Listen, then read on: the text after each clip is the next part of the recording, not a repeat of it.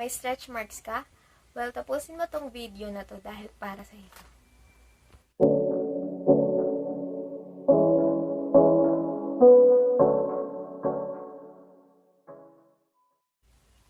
Hi, what up guys? It's me, Claire, and welcome back to my channel. So, nga pala guys, yung previous vlog ko, I'm so sorry kung mahina yung boses kasi naka-portrait niya ako.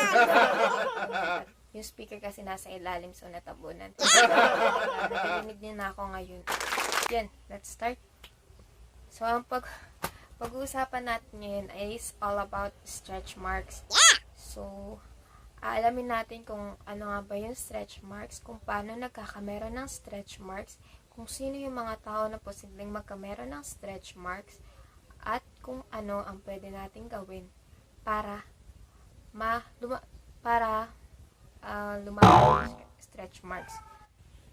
So, paalala lang po guys, itong video na ito ay hindi po para mawala totally 100% yung inyong stretch marks, kundi para lang po mabawasan at lumabo yung inyong stretch marks. Kasi hindi po talaga actually nawawala yung stretch marks unless ikaw po ay magpapa-fractional laser treatment or yung carboxy therapy, which is yung karayom na sinusuot sa inyong balat. At yun po ay merong carbon dioxide gas yun para mawala. At ay naabot po siya siguro ng mga 4 session bago mawala yung stretch marks.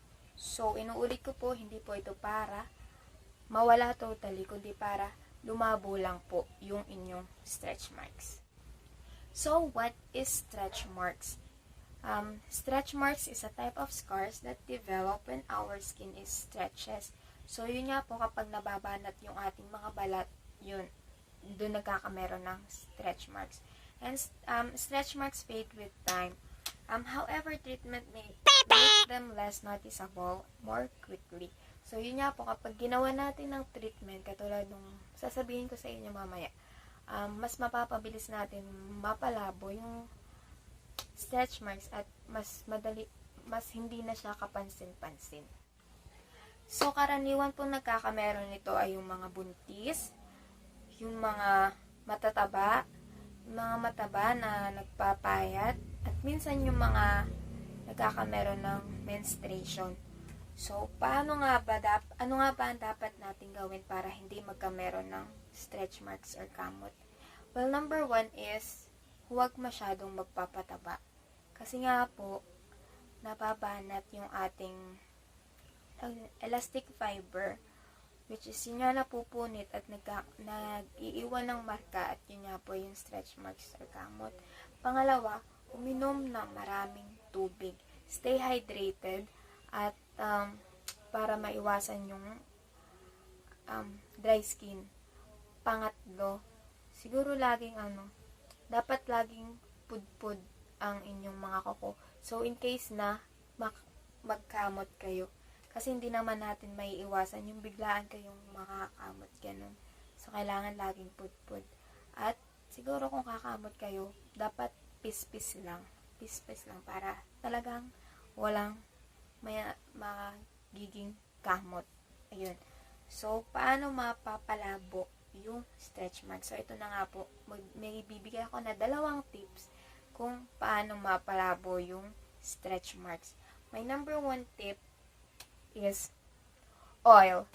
Any kind of skin oil will do, like argan oil, aloe vera oil, gotu kalo oil, rosehip oil, bitter almond oil, pomegranate oil and dragon's blood extract, neroli oil, shea butter oil, olive oil, lavender oil, patchouli oil, and last one is bitter orange oil. So, yun po yung mga skin oil na pwede ninyong ipahid sa inyong stretch marks. So, pangalawang tips, may number 2 tip is lotion. So, pwede rin kayong magpahid ng lotion kasi nakakatulong din yun para lumabo yung inyong mga stretch marks or kamot.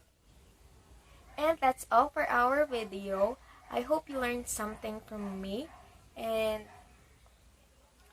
thank you nga po pala sa mga nag-subscribe at sa mga nag-message sa akin na okay nga daw po yung sa kilikili problem. And thank you din po dahil na-appreciate nyo po yung effort ko. At ayun po, thank you sa mga, kung nagustuhan mo to, hit the like button. At kung hindi ka pa nakaka-subscribe, well, mag-subscribe ka na para ma-notify ka kapag may bago akong video. So, ayun guys. Thank you for watching and see you on my next vlog.